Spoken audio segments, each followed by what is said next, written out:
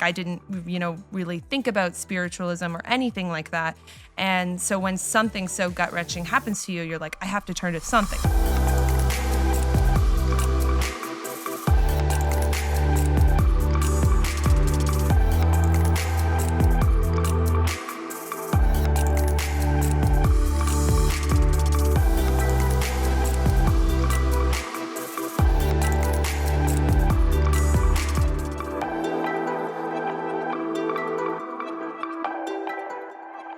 This podcast is brought to you by BetterHelp.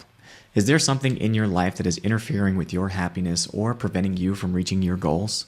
Maybe it's anxiety, depression, or just feeling like you don't have anyone to reach out to. I've been there too. In 2020, I found myself experiencing depression and decided to hire a therapist for the very first time. Looking back, it was the best decision that I could have made for myself, and I am now a huge advocate for therapy because I've experienced firsthand the many benefits of talking with a licensed professional. BetterHelp Online Therapy will assess your needs and match you with a licensed professional therapist in less than 48 hours. It's more affordable than traditional offline therapy, and financial aid is also available. And they have a special offer for my listeners. Get 10% off your first month at betterhelp.com/Nimai. That's 10% off your first month of online therapy at betterhelp.com/NIMAI. What's up, everybody? Welcome back to the podcast. I'm extremely excited for today's guest. We actually just spent some time together in Canada at the Vancouver Planted Expo, where we got to drop in and actually hang out and not just see each other in passing like we normally do at these vegan events and conferences. So really excited for today. And I'm going to do a little intro for you. I'm going to brag for you just for a moment. Okay. So guests always it's like uncomfortable when somebody brags for you, but it's even more uncomfortable to brag for yourself sometimes. Yeah. So I like to do it for you. All right. So today's guest, we have Jenny Stojkovic. Nailed it, man. Okay, Nailed it. Stojkovic. Jenny is a food tech leader and founder of the Vegan Women's Summit and author of The Future of Food is Female. In 2020, Jennifer founded the Vegan Women's Summit, a global media and events platform focused on empowering women to build a kinder, more sustainable world. Prior to entering the food tech industry, Jennifer built her career under prolific Silicon Valley investor Ron Conway, founder of SV Angel. Jenny has worked closely with the world's largest tech firms such as Google, Microsoft, and Facebook, and with CEOs of high-growth startups like WeWork, Cruise, and Postmates. After years of empowering and supporting women leaders, Jenny now shares these inspiring insights and learnings in The Future of Food is Female, the industry's first book to elevate women working in alternative protein and food technology. Wow. You did a lot. It's been a crazy last few years. Yeah. I'm so excited to get into your story and your background because it's such a unique space that you're kind of oscillating in right now between the vegan world and then the tech world and then also the policy world as well. So, thanks for coming on. I'm really excited for this conversation. Me too. I'm really glad we got some time together too a few weeks back. It's an exciting time, you know, everything that's gone on during the pandemic, especially for the future of food, and now kind of getting out of the pandemic and seeing what does the industry look like? What is the world going to look like? How can we reshape the future? There's no better time. Mm-hmm. So I want to start at the beginning because there's always a story behind why someone went vegan or their why. And you have a very unique angle as to why you decided, and your husband, Pavle, decided to go vegan, which I'm really curious to get into. Yeah, absolutely. So it's probably the only time you're ever going to hear a story like this when it comes to, a vegan journey. So to preface, I was not like you. I was not raised to be in tune with myself and the environment and animals. I unfortunately did eat meat for, the majority of my life. And to be completely honest, until my early 20s, when something, happened to me, and I'll talk about that in a second, I never thought about food. I don't think I ever thought about it once. And the most interesting part of that is I grew up in a small town that was surrounded by farms. And I don't think I ever gave it a second thought at all. And I actually now know, now that I'm a little bit older and I understand the industry, I was actually surrounded by some factory farms too growing up. No clue. So This was in Canada? yeah, Yeah. yeah. So I grew up just outside of Toronto. Mhm. And when I moved to America, I, married my husband. We were very young. We were literally newlyweds. I mean, I was 21 years old. I packed up every single thing that I had into 4 suitcases because 4 suitcases is the most that any person's allowed to bring on an airplane, plus my dog, and moved to America. And we got married really young. I was still in college. I had to finish college online. And about a year after we got married, a very unfortunate tragedy happened to us. So my husband's best friend and our best man was murdered. And it was not at all what you expect to ever deal with in your life. These are the types of things that you hear about on TV. These are things that you read about, but you never consider that this is a situation that you could find yourself in. And, essentially what happened is we were out one night. We were all together. I remember the night very well. We were actually at a wedding of another friend. And, we spent some time together, hugged it out. He said, let's go out, let's go hit the town tonight. And being that age, we 99 out of 100 times would have said yes, but we happen to have friends in town. So we decided, no, you know what? We'll catch up with you after the weekend. You go have fun. We'll see you on Monday. And that was the last time that we ever saw him because later that night, he unfortunately was shot and killed. So he was murdered. And unfortunately, it was by a friend of his in a senseless act of gun violence. And we found out the next morning. We got a whole bunch of texts from people saying, have you read the news? Have you read the news? And we opened up our phone and there it was. And it was just the most... I don't even know how to describe the moment when you find out something like that. The shock, Disbelief. the Yeah. out of body Yeah. experience of something like that. And I share this story very freely because I believe that there's a lot of people that are going through extremely traumatizing things and people don't speak enough about them in public. Mhm. So, everything that happened after that was a whirlwind because, we had to bury him. We had to, we had to handle the press. The press are on the parents' lawns, like asking for comment. My husband's out there telling them, please leave. It was just the most insane whirlwind, I would say, of those, few weeks afterwards. And then as the dust starts to settle, there's an entire murder trial.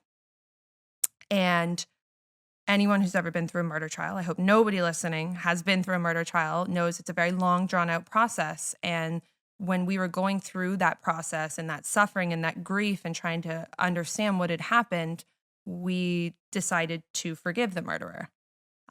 Go to the jail and forgive the murderer. To this day, we're the only people involved in the situation that made that choice. What was the reasoning behind that? I'm curious because that's something that's very difficult, I can imagine, to do. That's Yeah. how did you come to that conclusion that you wanted to go forgive him? So my husband in particular did a lot of Buddhist readings. This is where we start to meet you on the same wavelength.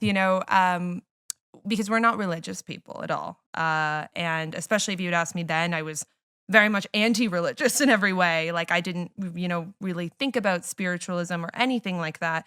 And so when something so gut-wrenching happens to you, you're like, I have to turn to something. So we read every book we could find. We'd read therapy books of how to deal with a lost loved one. And we would read, all kinds of different Buddhist books. And, eventually we kind of learned that we were sitting in our suffering, we were choosing to be in that suffering.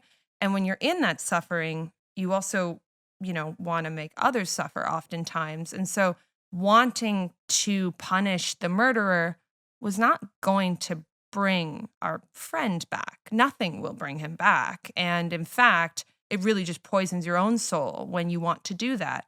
And I think that's the unfortunate reality is that the court system gets turned into how can we, really punish someone? They don't think about how can we rectify and make the world a better place? How can we make everybody heal? They just think punish, punish, punish, especially in the United States. That's what the entire criminal justice system is. And it's not like that everywhere, but it is here. And we just, the more we thought about it, the more we kept thinking him rotting and us wanting him to rot, it solves nothing. In fact, it causes more pain. And if we have been through so much pain and suffering, why would we seek to bring more pain and suffering into the world? It just doesn't make any sense. So we decided, we made that decision. We went through the murder trial. And, as we were going through all of that process, we started really kind of examining who we were as people. If we are these people that have decided to live compassionately, are we actually doing that? Like, are we actually hypocrites? And it was so obvious to us that the most impactful way that you can either be a part of suffering or not be a part of suffering is what you do 3 times a day. So it was food. And it was really through that lens that we started to understand that we were a part of a system that was causing pain and suffering, much like the pain and suffering and the helplessness that we had felt we were in. And if we continued to be a part of that, we would not be growing ourselves and our souls and our lives in the way that we were hoping to. So that was why we decided to go vegan. And Wow. that's been, almost 8 years. Wow. That's a very powerful story. Thanks for sharing that and sharing it openly, because I do agree with you that it's difficult to share these things, but also so relatable on different levels for people that have experienced loss to any kind, to any degree, right? And that grieving process can last years or it can last decades. People can never fully grieve and transcend those painful moments and events in our lives. So to figure out ways how to fully be on the other side of it is challenging, but your story of forgiveness and compassion of, going to see somebody that caused a lot of pain to many people and choosing to forgive and choosing to operate from a place of love and compassion rather than from a place of anger and hate. That's not an easy thing to do for anybody, but ultimately led you on this path of compassion, which is interesting because that's also the pillar of the belief system that I was raised in. You said you weren't raised like me, Yeah. but you found a similar path, Yeah. as I was on already. And one of them, that pillar for me is ahimsa. So I have it tattooed here. It's the most fundamental core value that I try to live my life by is compassion. Is how can I be as compassionate and loving to all beings, not just myself, but to other people, to other humans, with my thoughts, my words, my actions, and my deeds.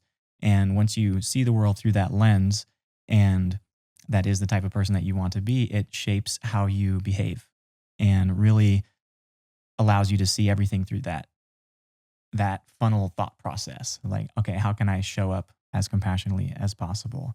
And food is one of them. If you are consuming something that is founded and revolves around suffering and death, then by even supporting that industry through payment and creating a demand for it, you're part of that cycle. Even if you're not the one doing it yourself, even though you're not the one that's actually, executing these animals, you're paying the people to do it, which again It's the same. includes you. It's the same thing. Yeah, puts you a degree of separation from it, but still contributing to it. So, that's really fascinating that you found that by yourself. Isn't it interesting? Yeah. Yeah. It's so incredible when I think about my life, because it really does feel like there was this moment where there's like the then me and there's the now me. And it almost feels unrecognizable when I look at the then me, because it was such a 180 transformation of, not just like how I act, but how I think, how I feel, what I want to be, what I think my impact is on the world, my responsibility for the world. I think that I had a very young, very naive, very selfish view of the world when I was, 22 years old. You remember what it was like at that Yeah. age, and you just think like me, everything's about me. And then suddenly something so tearing through your world happens. You're like, oh my God, I'm not the only person here. And you're like, wait, there's a lot more people here. Wait, there's a lot more, beings around me. There's a Mhm. planet, there's an environment, there's this entire world that is happening around me. And I have just been the center of my own universe, and I am not the center of the universe. And unfortunately, I think there's people still our age and older Mhm. that haven't figured that piece out. And it was freeing, though. It was really freeing. I like to say it was the best and worst thing that's ever happened. Certainly for my husband, too. It Mhm. completely changed the course of our lives. And so after that happened, we unfortunately had another tragedy where his other best friend died in the process, completely unrelated to this. And going through this very dark, dark time, we just said, you know what? We have one life to live. Like, let's do this thing. We went completely vegan. He lost 50 pounds. We hit the gym, got super healthy, picked up and left everything, moved to California, started careers in the tech industry, moved to San Francisco, like all within like a 6 month span, Wow. just like completely overnight, Yeah.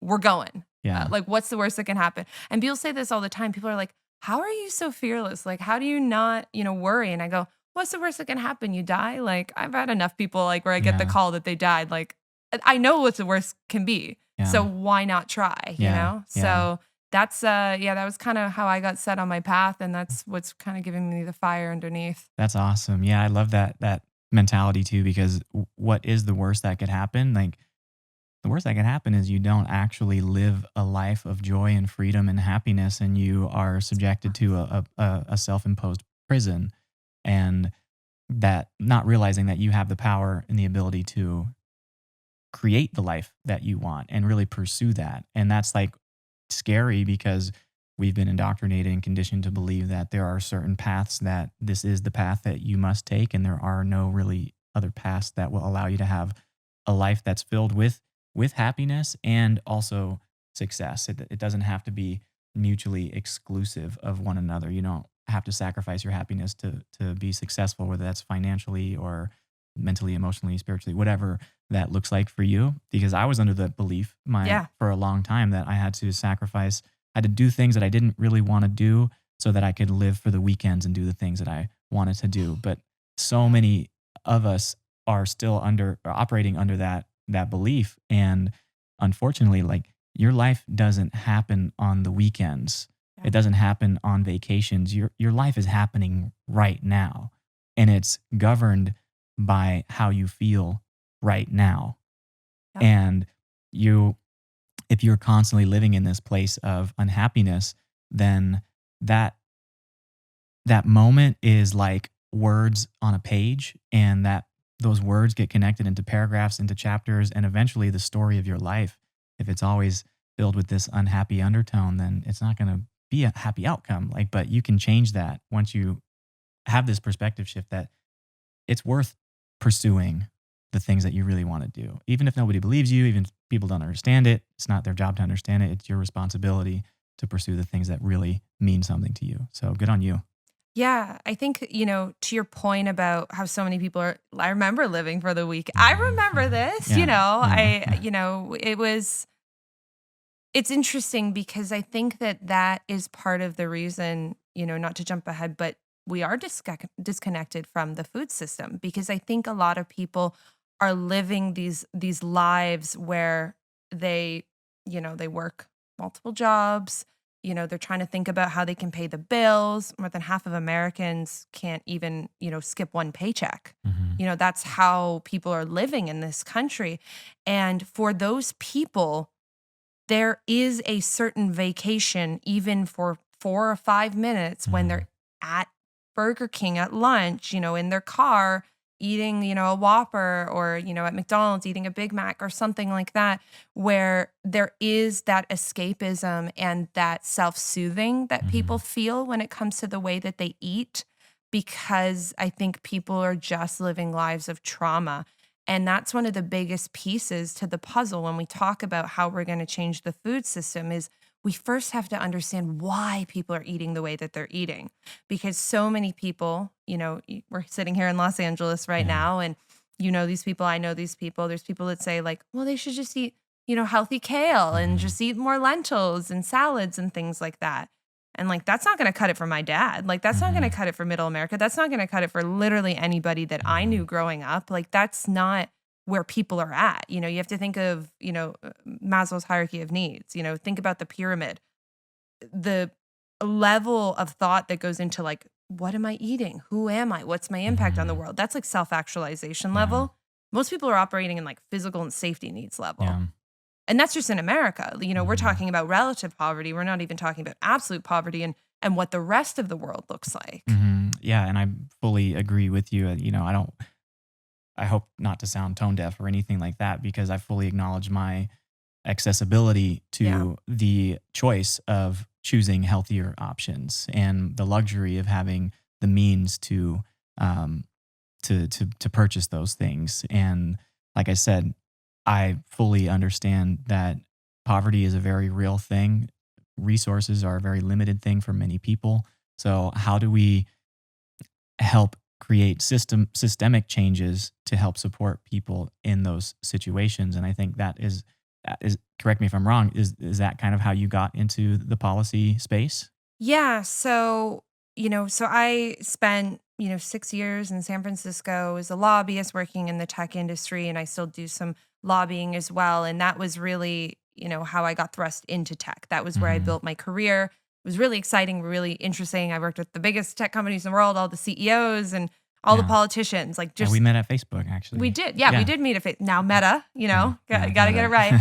But it was interesting because when I went to San Francisco is a weird place. Okay. San Francisco is 49 square miles and it has like 75 billionaires. Like, it's a tiny place with the most incredible amounts of wealth and talent, and the rooms you find yourself in a place like that, like, they are shocking. I ended up in rooms that I didn't know existed, and I quickly kind of realized, like, I started to kind of understand, wow, like, there's a lot of power in what people are building and what innovation means. Like, what if we brought this to the vegan space? And so when I started to have the realization, I started to do more and more programming. That was around the time you and I met, actually. Started kind of figuring out, can I take all of what I've learned in tech and apply it to food tech? Can we make this industry a real industry, like a real contendable industry that's not just a vegan thing? Yeah. Like, this is the next tech industry. And I tell people this all the time. And so that was in about 2018 or so. I started kind of working with some folks. I'm really lucky to have worked with, people like Josh from Just, or like Uma Valetti, the CEO of Upside Foods, now Memphis Meats, probably the most prolific cultivated meat company in the world. These are all friends of mine. And I realized while I was doing all of that work that this was the future. It's bright. I'm so excited that it's not going to be fringe anymore, but also it's very male dominated. And that was where I really kind of started to get thoughts around how I could create something like Vegan Women's Summit, and later kind of the book and everything that I'm working on now.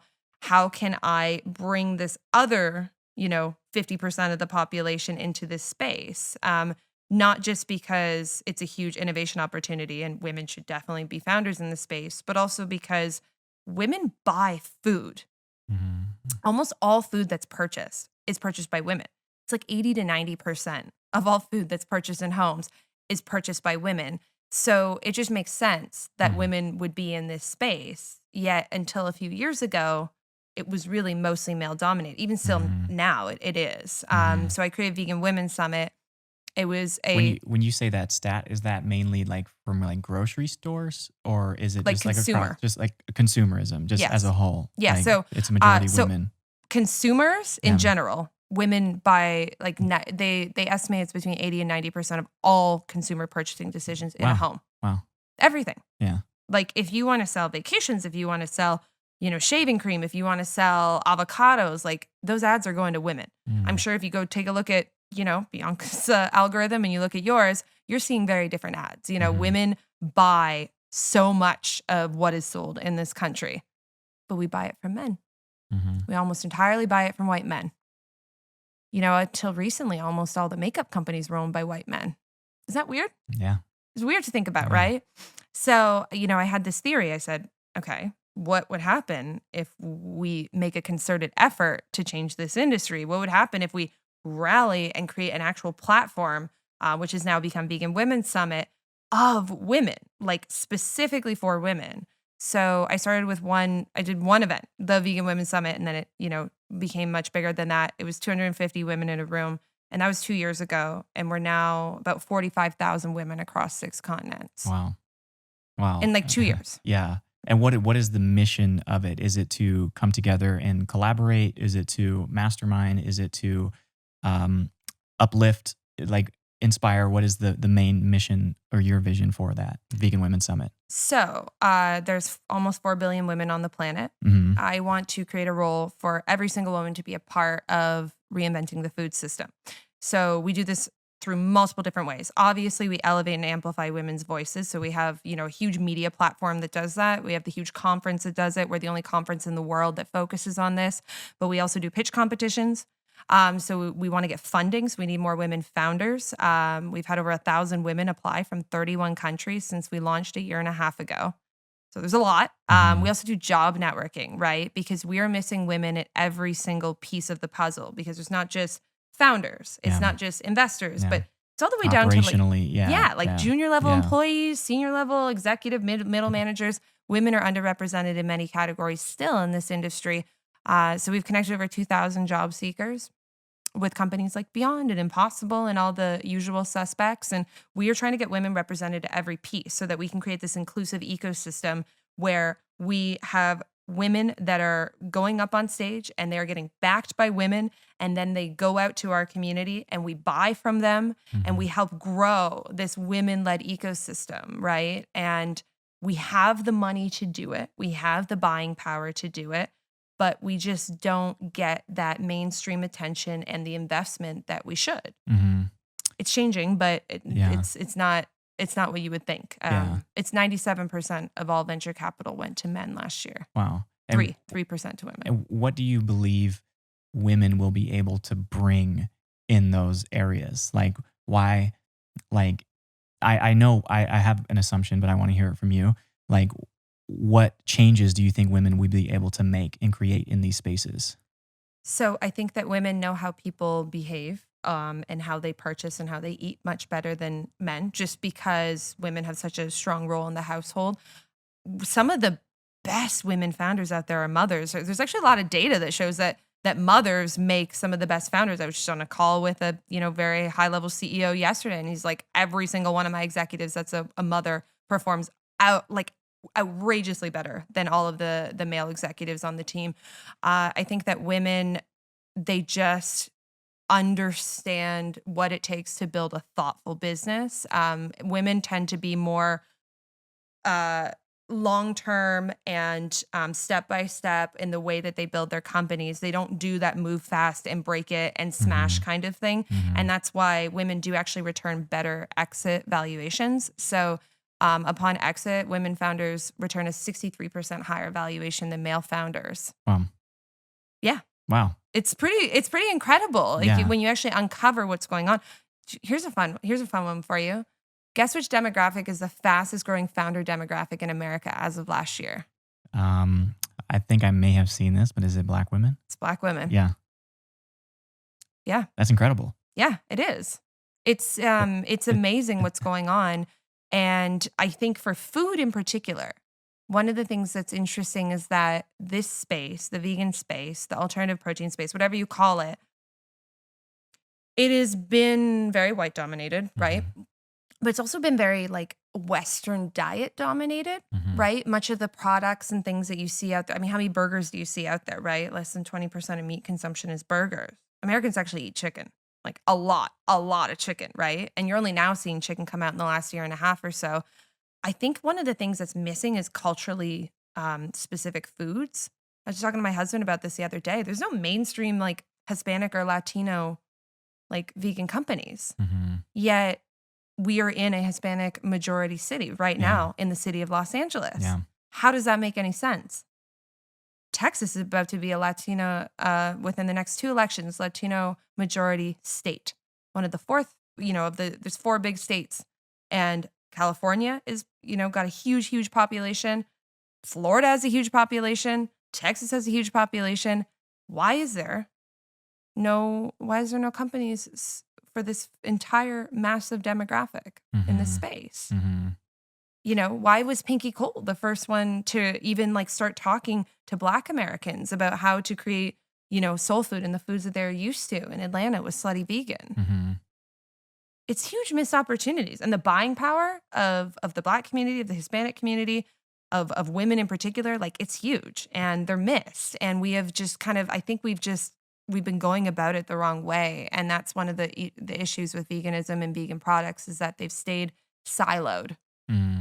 And I think that if more women were part of it, those silos would have broken down a lot faster. Mm-hmm. Yeah, and it's interesting too because veganism definitely does have this kind of association with like white privilege, Mhm. right? And that's like people that shop in Whole Foods, like people that go to yoga class, like there's just like an association with Yeah. vegans that is, I would say, misrepresented in Mhm. just from my experience in the vegan space in particular. There are quite a bit of people of color in this space that are like very passionate and leading these charges when it comes to bringing in culture, like historical culture into this space and showing that it's not a new thing for them. No. It's something that's Yeah. been around in their culture for a long time. It's just not been labeled as vegan.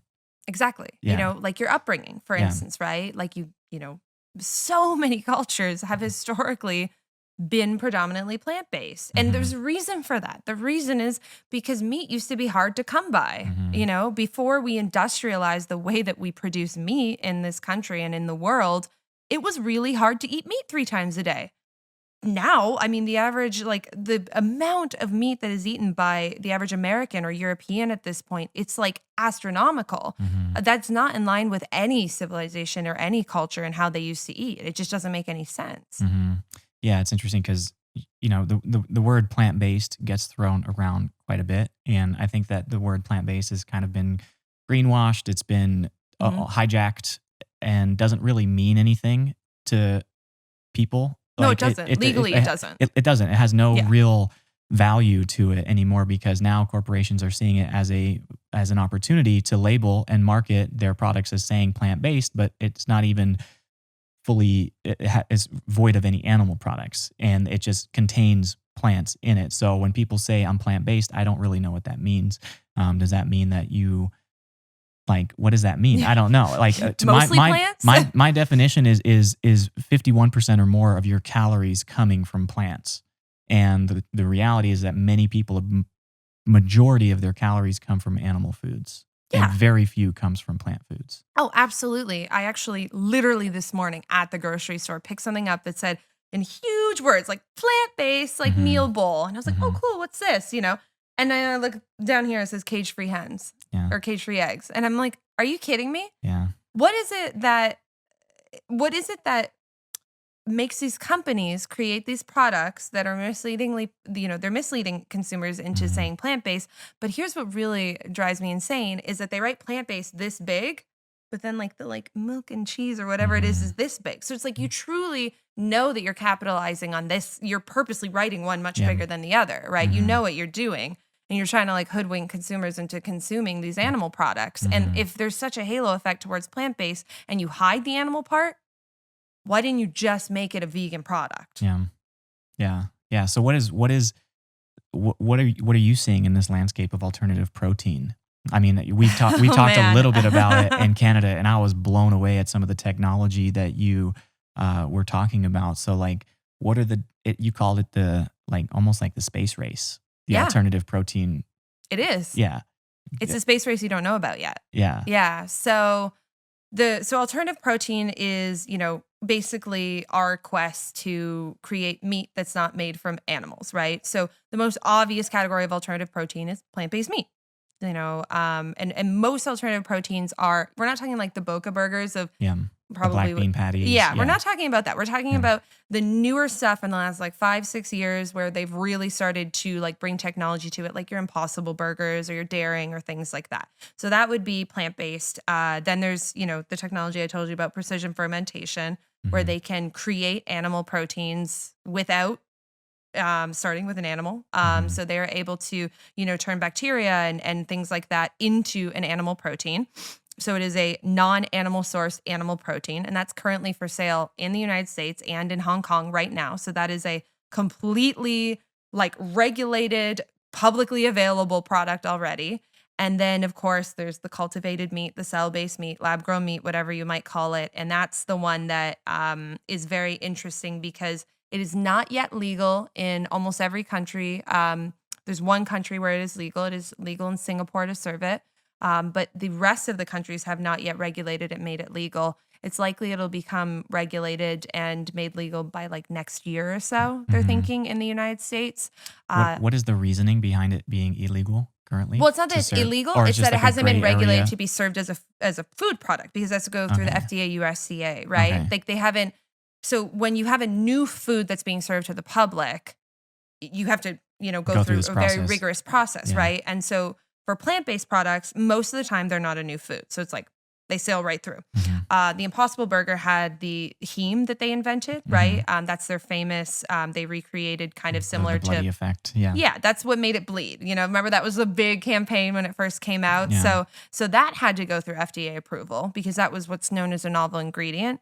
What's really interesting about the precision fermentation, that middle category I mentioned, is that because it is bioidentical to animal proteins, they didn't have a rigorous regulatory process. Like it got regulated, but it was deemed safe because it is bioidentical. So that one actually slid through really quickly. That's a technology that I find very interesting because it has this immense potential and scalability. I think that will be Mhm. much faster than the lab grown meat that Yeah. people have There's been no hearing about. regulatory roadblock. No, Yeah. and there is efforts happening all over the world to regulate. I'm sure Israel will be pretty soon. Japan, Asia is actually interested in potentially harmonizing, and the whole region as a whole might regulate it. And so the reason this is the new space race is because we know that we can't keep producing animal agriculture the way that we do. We know it. We're under a water advisory right now in Mhm. the city of Los Angeles. We're down to a third of our water in the state of California. 80% of our water goes towards agriculture in this state, which produces 2% of our GDP. And what is the number one water intensive crop that is grown in California? Do you know? Mm, I don't. So they'll tell you it's almonds. It's not. That was going to be my guess. No, because No. that's what the dairy industry put into the news. Yeah. It's not. It's alfalfa. Okay. When did you eat alfalfa last? I mean, I've eaten alfalfa sprouts. You don't eat alfalfa. You know who Okay. eats alfalfa? Cows. We use our water to grow alfalfa that we sell to China for pigs and cows in China. Oh, interesting. That is the footprint of our agriculture system in this state and in this country. Hmm. It is absolutely unbelievable the way that we have messed up our food system. So it's like, even if people really love their meat and never ever want to change the way that they eat meat, our resources and the climate that we are facing right now will make it a necessity that we must shift how we eat meat. Mhm. So the real question is, how do we shift it? Do we shift it so that people eat all plant-based protein? Do we shift it so that people are eating all, lab-grown meats? Do we shift it to somehow do regenerative agriculture and like we cut down on 95% of Americans' meat consumption? We have so much. Yeah. And do you know where all that soy goes? China. Interesting. China buys it. China is largely part of the deforestation in Brazil. In North Carolina, where we grow much of our soy, most of that doesn't even stay on American soil because what's happening is China produces so much pork, like an unbelievable amount of pork. It is the number one consumed protein in China is pigs. And pigs are very fat creatures and they take a lot to grow. So they need fatty things like soy. And so what happens is all of these crops that we are growing in the United States that go towards animal feed, a lot of them aren't even domestic animal production. A lot of them are actually exported out and sold to other countries. So thereby, when you start to, for folks that are, interested in the sustainability aspect, when you start to think about the footprint of what that is to use our water and resources to grow it and then fly it or ship it like all the way to this other part of the world to then feed it to another creature, to then process that creature to then feed a person. Mhm. How does that make sense? Mhm. It doesn't make sense. And so you and I know it doesn't make sense, and there's politicians that know it doesn't make sense, but they're trying to figure out how are we going to change it. Yeah, because it is very. I mean, just from being in this space of really just trying to be an advocate for being more intentional with what you consume, particularly through the lens of like health and animal cruelty and the unnecessary waste of resources that could be avoided by just cutting out the middlemen and choosing to live a plant-based lifestyle Yeah. and maintain great health and vitality and all the rest of the benefits of being plant-based. But like it doesn't really translate that great. Like it's a very small conversion of people that Yeah. are making this transition to adopting a plant-based lifestyle. And it's like, how do you get through to people when people may not awareness is one thing, but also like just caring. I don't know, like just caring about that stuff. And it's like it's been interesting being in the position that I have been in and talking to many people on large platforms and hearing what they have to say. And like Instagram's such a great tool for getting like market It's like research. it's like a sample of like It is. It's people. like beta I testing. totally agree. It's I like do it with TikTok too. Yeah, it's complete beta Yeah. testing. You put something out and you see the response from people. You put something out and you see the response from Yeah. people. Or you get messages and common questions and things like that from people. So it's like I've really kind of like taken a step back and say like, what is it that people really want? Like, how can I connect this message to help them understand that it's like it's very personally benefiting for them to live this way, but also really beneficial for the world Mm-hmm. in general. And there that process looks very slow. So I feel like going from like a B2C, like business to customer relationship to then like a B2B, you can make a much more profound impact, and just people won't necessarily care if it's just like swapped for like these new alternative proteins. It's like, okay, whatever. I just want to keep eating meat because I'm used to eating meat and this is what I've known my whole life. I'm going to keep doing it. But here's this alternative option now. Yeah, absolutely. I mean, that's the key, right? The key Yeah. is that, if we start explaining, we're losing. Yeah. Like that's the reality. There's 3 things that matter when it comes to what people eat. How does it taste? What does it The cost? cost. Yeah. And how accessible is it? That's it.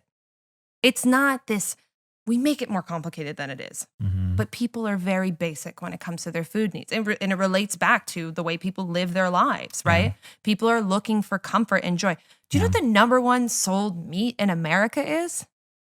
Tyson nuggets. Tyson nuggets. Americans talk about they want to eat healthier, they want to eat clean, all of this. You look at the top 5 and it's all processed meats, Johnsonville brats, Tyson nuggets. That is what Americans eat. That's what they eat. It's what they like. And, the least we can do is we can start to recreate exactly what they like in a price that meets them, that tastes good. It's not going to be this transformation overnight, Yeah. It doesn't require an identity shift. Well, 'Cause that's the thing, right? I don't think, I talk to people talk to me all the time. They say, how are we going to make the whole world vegan? I get asked that on podcasts constantly. same. They go, how are you going to make the whole world vegan? I go, we never will. Mhm. They say, what do you mean? Well, what are you doing? I'm like, I don't think we'll ever make the world vegan. That's why I'm doing this, because what we can do is break away from the binary of to be vegan or to not be vegan. And we can break down the processes and the purchases and the choices that are made on a daily basis. And we need to create the default option at every single choice in your day to be the better one when it's vegan. That's it. Just every time a person needs to make a decision in their day, give them an option that's vegan that tastes as good or looks as good or performs as well if it's like a lipstick or something like that. I mean, vegan beauty is exploding right now. And let a person see that that's the better choice. Okay, we do this. And then tomorrow, oh, wait, this burger's actually a little cheaper. Wow, it turns out the Impossible Burger actually tastes a little better than the one I've been buying. Okay, now I buy this. Oh, wow, okay. Turns out my new car has this new synthetic leather in it, and it actually is just as nice as mine. Wow, I'm going to buy this. Before you know it, we've reverse engineered people that are vegan. Mm-hmm. Yeah, there's always, I forget what the study was, or maybe this was like a survey, but it had a menu at an event, and the menu had a traditional like omnivorous meal as the primary meal, and then like a vegetarian or plant-based option as the second option. And overwhelmingly, the people chose the omnivorous meal compared to Yeah. the plant-based one. And then they did the reverse of it, Yeah, I where know they where put this is going. where they put the Yeah. plant-based meal as the primary option and the omnivorous meal as the secondary. And it was like the numbers just completely almost reversed. It's Yep. like majority of people went with the plant-based meal because it was the first option. So people like convenience. People like to just, if it's in front of me, give it to me. And if it's familiar, I'll take it too. Of Right? course they will. Yeah. And that's, I'm on the board of this one group, Default Veg. And what they do is they go to corporate cafeterias and they just get all the menus to go default vegan. Mhm. And then they say add meat or dairy as an option. And when you do that psychological change, same thing. It's like 80-90% of people just take the default veg option. Mhm. It's incredible how psychology works, and food is just such a base need for people that you really only need to apply the basics to understand why people choose the foods that they choose. Mhm. I do think there's another layer of complexity a little bit with culturally specific foods For too. sure. Make something tasty, accessible, and cheap that looks like something they know. Yeah. Yeah, that's not going to remove the heritage of their Sunday barbecues with their family or the tailgating experience Exactly. that America loves so much with their sports. Like those things, you can't take that away from No. them. No, you you can't can't. ask them to either. And why would you? Yeah. So that's, what I do. And especially on my book tour, I've been in places like Texas and Florida and the Carolinas, and I have a lot of fun in places like that. And the way that I pitch to the audience is like, this is so amazing. You know why I'm going to tell you this is amazing? This is American innovation. These are American companies. This is American innovation on American, soil, grown, built here. How awesome is that? And when you reposition it and attach it to culture, all of a sudden it's not an other. All of a sudden, like, the Beyonds and Impossibles and all of these like companies and all these cultivated meat companies, all of a sudden you can't make them the enemy anymore, because then you are the enemy to what is the very like basis of American culture, is to strive to be better. Mhm. It is what America is. America is just this crazy ass place where a bunch of people that didn't want to live in Europe, just said, screw it, came over here, fought like crazy, did a bunch of horrible things, which they shouldn't have done, of course, but it was just a bunch of people that just wanted to try, and America is a struggle. And there's a million ways that America is failing people every single day, but it is in our nature to just try and to innovate and to get better every single day. And when you can attach that story to food, Mhm. it resonates with people a lot easier. They don't feel attacked by it. They see it as like, I tell people, were you gonna, fight Henry Ford trying to roll out the Model T because, you like the horses? Because that's what you sound like. When you're fighting alternative proteins, that's what you sound like. Mhm. What are some of the big challenges that these alternative protein companies are dealing with now? I imagine it's multifaceted, because there's always going to be a crowd that says this is synthetic, it's unnatural, and it's made in a lab, and I'm not going to eat it. And then I'm sure there's also the infrastructure for the technology to be able to scale these probably inefficient, innovative ways of cultivating or fermenting these Yeah. specialty items. So the second one I'll go to first, because you hit the nail on the head. You get it. You're an engineer. Bioreactors are what we need to do this, right? And we don't have enough of them. It's the same as like what it looks like in a brewery. I actually have a friend who's the CEO of one of the cultivated protein companies, and he literally bought old brewery bioreactors, and they're moving into an old brewery. And they're like, we don't even know if it's going to work, but there are so few bioreactors out there. Like, we're just going to try. We're just going to try. It's like the scrappiest thing I've ever seen. I won't say who it is because I don't think they've announced that they're doing this move. But we are at like, I think we have less than 1% of the bioreactors needed to scale cultivated meat. Mhm.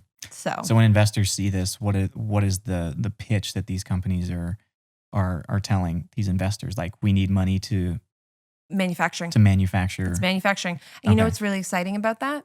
Everybody's going to manufacture in the US. Yeah. Like that's, Yeah. the space race created 400,000 jobs because it created this whole industry. Before the space race happened, so for folks that aren't familiar, that's when the Soviets and the US were racing to see who could get to space first. Did you know that we didn't even teach like real science in schools? They completely changed like the entire curriculum of science education in America when we entered the space race, because they realized that we weren't even teaching kids like proper physics and space and any of that stuff. So the fundamentals of how we live were changed by that phenomenon, that like, less than 10-year period. So there's a great potential that we could do that with alternative protein. It could be the next great American story of manufacturing in like Arkansas and Minnesota, because that's where these are going to be, right? They're not going to manufacture here in Los Angeles or in New York, right? Like these are going to be in the heart of America. So all these big facilities and manufacturing plants, that's what everyone's doing right now. Everybody's building. Every single person, every company, that's what they're all raising money for. That's why you're seeing hundreds and hundreds of millions. And it's tough. I mean, even I just spent, a week in Israel last week. Every single one of them was coming to manufacture in the US. They're not going to manufacture in Israel. It's 10 million people. It's a desert. We have a huge opportunity to create a new industry. And we need to realize that. Because again, if we don't realize it, there's another country nearby that has the ability to do it very quickly as well. And that's like the big piece, I would say, in terms of the technical challenges. There's also a lot of challenges around the science. A lot of this stuff has been done on a small scale. What happens when there's large scale, populations eating this stuff day in and day out? That's one part. That's interesting. That's where you went with the science. Yeah. What about like in the big bioreactors when there's that much cell culture? Oh, okay. I don't know. Like, I'm a huge proponent and believer in this, and it's the future, but I will, I'm not going to lie and say that they'll find new challenges. Real challenges. Yeah, whenever they scale. Yeah, absolutely. Because we haven't seen that amount of live cells production, in one place, right? What if there is challenges around it? What if there is like pathogens or something? I don't know. That's some real inside baseball stuff, by the way, that we're all talking about in the industry. You don't really see that stuff in the news. And then there's also regulatory challenges.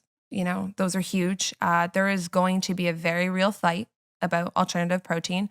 It was just mentioned by one of the far right, Congress women the other day, Marjorie Taylor Greene. She literally just called out cultivated meat, and it has been brought up As in a political. It's going to be a political football. Yeah, of course it will. It's going to be part of the culture war. And that's a problem. So, one of the things that we're really clear on is that the way that we feed America is not a partisan issue. Like, it should not be a partisan issue. It's very important that everybody on both sides of the aisle understand it. Everybody needs to understand that there is a fundamental here, and that is how we survive as a species with this changing climate and with the resource constraints we have, and that it's not an us versus them. And, we need to, people like us need to figure out how we break down that California elite mentality that a lot of this country has. I'm sure having like a global community that you're selling your products to, I'm sure you hear from people like all over the world, and you probably see it's like received differently everywhere. Yeah, definitely. I feel like the most, I don't know, one of the biggest challenges that this space is going to face, this alternative innovative protein space, is the adoption of it. It's like almost like an educational piece to it. Are these companies creating campaigns to kind of like give reassurance that it's okay to eat and it's not some synthetic thing that's going to make you sick? Because that seems to be what's coming from the other side. Oh, it's definitely what's coming from the other side. 100%. Of course it is. And you see, the reason that you're saying like, synthetic meat, that's because you've probably seen a whole bunch of people share that term over and over again. For right? sure. You'll start to see themes in the way that people push back and like comment on these posts, and you'll realize that's because there's messaging that's been shared. There's messaging that's being pushed by the other side. Of course there is. And I think in some ways we're very behind when it comes to this. I work with a lot of executives in the space, and many of them have been heads down on the tech. These are billions of dollars some of them have raised, and that's all they've focused on. And I do think we need to really get our stuff together when it comes to how we are talking about these foods. And we need to, more than anything, push back on the misinformation out there. The meat industry is the one that pushed the soy gives you man boobs, right? I bet you still probably get soy stuff every single day. Every day. Literally every day. That was a campaign Yeah. put out by the meat industry. Yeah. And it's lingering Yeah. Very 10, effective. 15 years later. Yeah. Very effective campaign. And I feel like what's also going to be interesting is that these innovative companies are also going to fund their own studies on the effects of these products, and what's going to happen with that debate. The great debate of like, oh, the same narrative that vegans and people of the plant-based space have been saying, that these studies that are showing the benefits of eating, highly processed meats are not causing cancer or not causing cardiovascular disease or metabolic disease. And like now these vegan companies or plant-based companies are funding their own studies saying, hey, we're also safe to eat. Like as a consumer, you just get even more confused every day. Oh yeah. Like and that's exactly what they do on purpose. Yeah. And what happens when you're a consumer and you're getting confused and you're seeing from both sides, you go, screw it, I'll just do what I'm doing, right? And what the default is meat, right? Yeah. I do think that there's a lot, there's also a lot of infighting as well, because we are proponents of a plant-based lifestyle. Like, I don't eat meat. I don't need to eat meat. I've tried a bunch of cultivated meats, but we're also like going to become proponents of meat essentially too. And that's a big ethical thing that people throw at me all the time. Like, don't you think it's bad to eat meat? I'm like, yeah. They're like, so why are we putting resources behind meat? And I'm like, well, these other people don't agree with you, and they're 99%, So I think it's important for people to understand the pragmatism when it comes to cultivated meat, that yes, we shouldn't eat a bunch of meat. I think it's really horrible how meat's made. It's also pretty bad for your health, especially certain types of meat. So I'm not going to do it myself. However, I am a very small minority of people that have made that choice. Am I going to spend the rest of my life on the other 99% of people explaining that to them? Or can I just give them a meat that is better for animals and better for the planet and hope that they get to my space on their own? I'd rather do that, you know?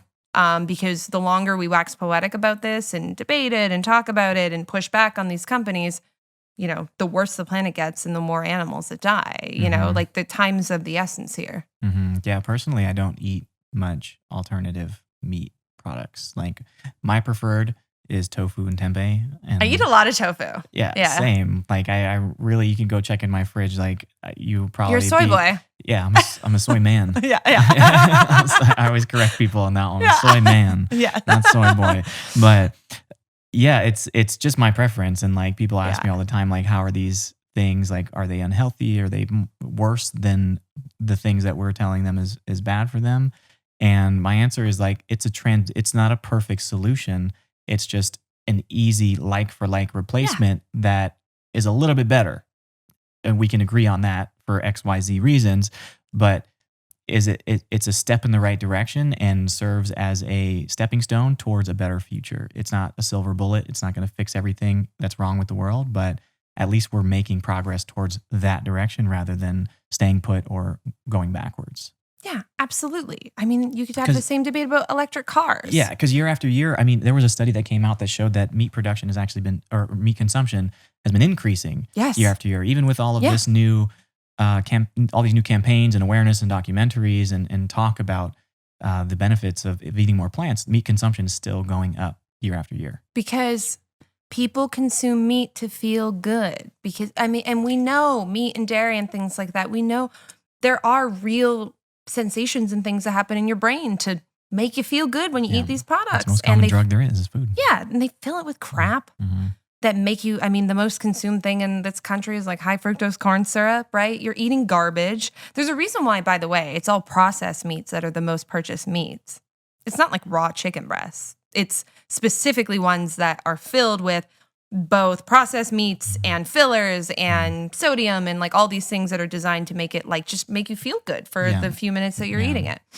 And that is really hard to contend with against like, okay, now you're going to have to suffer through learning to eat these like, kale. Kale and tofu. Always... I remember being in that phase of like, I'm going to try this tofu again. Yeah. Okay, maybe next time I'll figure it out. And I had to spend months. I was not one of those people that like immediately was like, oh, I'm all healthy and green. Like, no, are you kidding me? Meat alternatives are like what I think I spent 2 years probably eating. And now I eat them like a few times a week, primarily tofu in my house, or seitan was just on sale at the store. I have a lot of seitan right now, depending if I find it. But yeah, I don't really think we're doing anybody any justice. Certainly people that care about the environment or the animals by debating the health piece, to be completely honest. I think that the conquest and the huge mission of getting people to eat healthier and to eat more vegetables is an amazing one that I support, but it is occurring concurrently with the quest for alternative protein. They are not one and the same. And that's one of the problems we're getting right now is people are pushing back on unhealthy vegan foods and they're saying like, well, I'm not going to support it. It's crap. Like you should eat these healthier ones. Yeah. I'm like, you're missing the point, man. Yeah. You're missing the point. Yeah. Like fundamentally, I think that most people would agree. And like, this is why I love like Earthling Ed too, is his way of talking about these things. Cause like you can acknowledge that people that are trying to buy grass-fed beef and free-range chickens or, or like chickens that aren't fed antibiotics and all these things, like you can just by default, like they are trying to choose something better. Like they're trying to make a healthier choice given with the information that they have at hand and the awareness that they have. So it's like, you can't really condemn those people for trying to make a healthier choice that they believe is actually benefiting the environment as well, because they've been told that these local grass-fed places are better for the environment. So at their core, they are conscious of wanting to make the world a better place. So if you could somehow at least show or justify or prove that these alternative meats, maybe they aren't, regardless of whether they're healthier, if you could remove this component of the unnecessary killing and gross misuse of resources, is like it's enough. It's enough. Yeah. Then why not make that choice? So like getting people from that decision is like a much easier gap than being like, go vegan. I 100% agree. Yeah. I think about my dad like all the time. Like my dad, he's 65 years old. He's blind. So, this is one of the things that's so interesting about it. So he has been blind my whole life and he eats like sandwiches. He has to eat finger foods because he can't really prep much because he can't really see. And when I explain to people, they're like, why Beyond Burgers? Nobody's going to eat those. Nobody should have those. And I'm like, you understand that a person like my dad, you don't even think of abilities when you think of this, but think of ableism. He literally can't make a kale lentil salad. He like actually can't make one. If you don't create like easy to eat, like handheld, like simple. That's why nuggets and burgers are so bloody popular. You know what I mean? Like in the microwave and boom. Yeah, like for 3 people, minutes, they're ready to go. That is how people are living. Yeah. And so I always think when somebody introduces me to a product, they're like, "What do you think about this?" I'm like, "This is good. I would eat this. I'm 1% of people." And I always go, "Would my dad eat this? Like, how would this work for my dad?" You know what my dad loves? My dad loves fake burgers. He loves like Impossible. I have got him to cut down on probably 80% of the meat that he eats just by swapping into the spaghetti sauce with Gardein crumbles or, Beyond Burgers. They just got Impossible in Canada. Or Brave Robot ice cream. That's that precision fermentation I told you about where it's dairy protein, but it was created without a cow. He loves that. Every time he comes to the US, that's what he'll eat from me. That's who I think of. I think that's a barometer of like a normal person. We are not the norm. We are not the norm. People that talk about like the health of processed foods, like that's like 1% of 1% of people. Yeah. I mean, very few people take a look at the back of a label and see what's in it. They look at the front and the picture and they're like, looks good for me. Yeah, it looks good. They look at two things, if it looks good and if it's cheap. And that's how most people make their decisions. So they're not like, oh, this one has sucralose in it. I know that sucralose is not good for me. I'm not going to choose this. I'm going to choose this option. It might not be as sweet. It might not give me that dopamine kick, but I know that it's going to be better for me in the long run. And that pause of like the compulsive instant gratification kind of like pattern versus the delayed gratification of living a longer, healthier, happier life is like not most people. And I can fully recognize that. I was that person. Yeah. I 100% was that person. But also like, as you were saying earlier, if people are living for the weekends, like if people are living their lives in this long stretch of get through it, and then tiny bursts of feel good, and then back to the crap again. If that's how people are living their lives, like the idea of living a long, healthy life, that might not be appealing to people either. Like we have to really think about meeting people where they're at. If we want to be realistic. Like people, they want to feel good now. They're not looking at like, what am I going to feel like when I'm 85? Yeah. Because quite honestly, like, especially if you go to certain like parts of America, like they don't know 85-year-olds because nobody in their family has ever lived that long. I haven't had someone live to 85 in my family. I haven't had anyone live to 80 in my family. Well, so what's next? I got a lot. What's next for you? The book tour. So I'm still taking the book all around. So I just did Israel. We just did Canada. I'm doing Korea, Germany, Italy, a few other places. Yeah. So that'll be fun. How are people receiving the book? Because it's such a unique angle that is refreshing as well. And like even the title is captivating. Like how are people receiving it though? So the book, The Future of Food is Female, is it's the first book on women in the space. People are really excited by it. The thing that I have been really excited is that the book tour that we've been doing, I've been, specifically going to lots of cities that I have not been to before or haven't been to in this context. Like we haven't done Vegan Women's Summit like events or anything with them. And we're bringing out these like really different groups of people everywhere we go. And we're getting like huge crowds. Sometimes there's like hundreds of people that are coming to these book talks. And book talks are like 12 people usually. And diverse women, like women, I have women that are 75 that come up and give me a hug and they go, I've been trying to make it for all these years. I'm so glad somebody's saying it. But I've also got like 15-year-old girls that come up to me and give me a hug and say like, oh my gosh, I want to be a CEO like this one day. I think like that representation is so important. And the book covers women of all backgrounds, all ages, all races. I've got women that are in their 20s, but also women that are in their 60s and 70s. So it appeals to everyone. And I think everyone can find themselves in it. And that's what has been just really exciting. I have a lot of men that come out too, a lot of male VCs. A lot of men have been supporting the book because they're really excited about the idea of like getting more women inspired to be founders. Because largely anytime you talk to anyone, they say like, I want to invest in more women, more people of color, more LGBT, more underrepresented folks. They want to, and they don't feel like there's enough out there. I disagree with that. I think there is enough out there, but I don't think that they're getting access or amplification. And if I can help to change that, I mean, think about... Or even like, knowing where to go to get that type of thing. Like even as like a business owner and founder myself, like I struggle with like knowing what direction or path to take to like seek investment and how. Exactly. Remember we were having a conversation about this. So imagine somebody that is starting from ground zero and has no experience in or like lineage or like people that they know founding companies and going down this route. Like where do you go? So that's wonderful that you're creating a space and an environment for connecting the dots. Exactly. These people. Yeah, exactly. And, I went to business school. I was lucky too, but most people that found a company did not. And it's certainly if you, don't come from a family that goes to college and you're trying to start a business and you're just like back of the napkin trying to figure out how a business plan works, like, you need help. So that's what's been really, exciting me is that women of all backgrounds are connecting to it and men too. So yeah, I've got that. I've got another big project on the horizon too. We got the Vegan Women's Summit coming back. Can't say where, but it will move from LA. It's going to be the biggest conference in the space.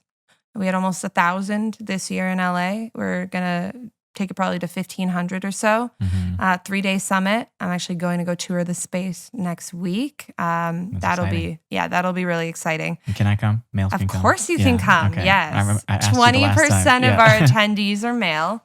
30-40% are not vegan as well. So the Vegan Women's Summit, it's like CEOs, celebrities, athletes, investors, all kinds of women of all backgrounds get together and talk about how amazing this space is. And then we have food, fashion, and beauty, all from the animal-free space. So everything from like come get your makeup done to come try all these brand new alternative proteins coming from Asia and Europe that you've never even tried in America before. Come try these like small women-led brands, like all kinds of just really cool stuff, all, cruelty-free, animal-free products. It's real. I mean, it's incredible. And I love that, a large percentage of people aren't vegan as well that are in attendance, because if not, it just becomes an echo chamber. Like you need people that are the other demographic that you're trying to speak to, because really you're not trying to speak to more vegans. Like, you know that vegans are going to support you because it's such a small grassroots movement that like people love, like vegans love to support other vegan brands, but really you're trying to market these products and services to non-vegans. Like that Exactly. is the market demographic that you're trying to reach for the Yeah. most part, right? Exactly. Yeah. And there's a reason why, the Vegan Women's Summit, everything's in neon. It's a party. There's like EDM. There's like really exciting, like interesting people speaking. Everything is just like fun. The vibe, everyone tells me it's like a festival type vibe, but it's a business conference. They're like, I've never been to anything that has energy like this. I'm like, yeah, because if I make it really attractive and exciting, you'll want to be here. You won't even ask. You won't even see the V. You'll just be like, Women's Summit? Yeah. Oh, wow, I get here. Everything's vegan. That is what we need to do. We need to take this space and elevate it to the masses and make them want to be there. And I mean, there's no thing that makes you want to be there more than like badass women, like all in one room together. That just pulls more like-minded people into the space. It's magnetizing, right? So, do you feel that the word vegan is counterproductive or off-putting, or maybe, I guess counterproductive because of people's association with the word vegan, and they're like, not going to that. I can't relate to that. Have you ever thought about that? We've thought about it long and hard. Yeah. And not calling it the Plant-Based Women's Summit or some other something. Yeah. I get it. I get it all the time because I own a company called veganfitness.com, and I'm not shying away from the word. I'm really owning it and claiming it, and also trying to rebrand it of what people associate with whenever they hear the word vegan. And like, I think that's also, it's the same. That's why we're doing the same thing. I asked the question because I can tell that the way you're describing it is you're trying to like distance yourself from the common association with the word vegan, but not running away from the word itself. Exactly. We're owning the word and redefining it. Yeah. Right? Yeah. 80% of our speakers are women of color. Do you have any idea how many women came up to me at the last summit that were like, I've never seen a Black CEO speak and I just saw 4 today. And they were Black women. Like that's what is so important to the mission, is that if we give people this incredible space that is driven by women, but that's the umbrella, and then everything else is underneath it. It pulls people from all over because everyone can connect with that, right? That's the connecting fulcrum. We make it about women, not about veganism. It's really about the W in the middle, and that's what I've found draws people in because they like the women's empowerment part. And women's empowerment is for everyone too. That's why we have a lot of men that come. They're like, oh my God, I'm just so amped to be around all these like really powerful women. How can I support them too? That is attractive to people. Fitness is attractive to people. Like looking good and feeling good and living your best life. People are like, damn, like they don't even notice the V part. They see the fitness part and then like, oh, okay, well tell me about the V part. That's the same way for VWS. That's really cool. Awesome. Yeah. Well, thanks, Jenny, so much for coming on. I feel like we talked about quite a bit. We're just about at the hour mark right now. And I learned a ton. So cool. I know everybody that's listening learned a ton. Where can they find you? Where can they purchase your book? Where can they attend? Well, maybe not the next one because you're scoping out the space, but the next Vegan Women's Summit. Yeah. So hear about it. Yeah. The Future of Food is Female is available worldwide on Amazon. So you can just look up The Future of Food is Female. You can find it literally anywhere. We were #1 new release in 6 categories, bestseller. So pick up the book today. And then you can find Vegan Women's Summit on every platform. We're extremely active. So we're at Vegan Women's Summit on Instagram, Facebook, LinkedIn. On Twitter, we're at Veg Women's Summit because we hit the character max on the name there. And then I'm at Jenny Stojkovic, which you won't know how to spell, but I'm sure it will be in the show notes. Yeah, I'll link it all. And you can follow me. I'm pretty active on Twitter and on Instagram and on LinkedIn. I'm actually LinkedIn's Future of Food influencer, which is the most like dorky name in the world. But like I'm the content creator for all the Future of Food stuff for LinkedIn. They have like a LinkedIn manager for me and everything. Very cool. Yeah, I got to get on LinkedIn. I've been slacking. That's like the one I've been avoiding. Yeah, anything. Yeah, it's crazy. I have like 25,000 followers on LinkedIn, which is a lot for LinkedIn. Most people on LinkedIn have like 500. Yeah. 25,000 on LinkedIn is like 500,000 on Instagram, which is like ridiculous. But it's so interesting because like that 25,000 is like CEOs and stuff like that. Movers and shakers in the space. That's really cool. Yeah, that's my pro tip to anybody that is interested in the vegan space. Get onto vegan LinkedIn. Okay. Like that's where it's happening. Like that's where a lot of the magic is happening. I'm done. I'm gonna create it. Okay. Well, I need to just I have one. I just need to update it. I think on LinkedIn I'm still. I think I connected with you today. What we'll do, we'll snap a picture here. I will post this on LinkedIn and I will tag you about Oh, the yeah. pod. I appreciate that. That's what we'll do. That'd be cool. We'll get because I mean, there's so many protein powder like companies and Yeah. like CEOs that are really active and sell stuff on LinkedIn all Yeah. the time. I think you would. I think on my LinkedIn, it still says corrosion engineer.